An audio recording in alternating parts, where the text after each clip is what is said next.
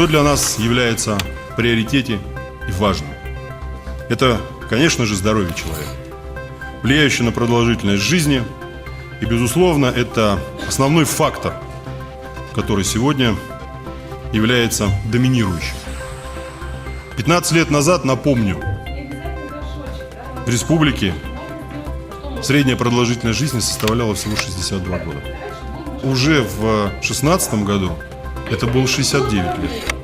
А сегодня, как я уже сказал, это 71 год. Этому способствовали наши усилия по масштабной модернизации системы здравоохранения, пропаганде здорового образа жизни, внедрению высокотехнологичных методов диагностики, расширению экстренной медицинской помощи, в том числе санавиации. У нас впервые за последние 4 года снизились показатели общей смертности, я уже об этом говорил.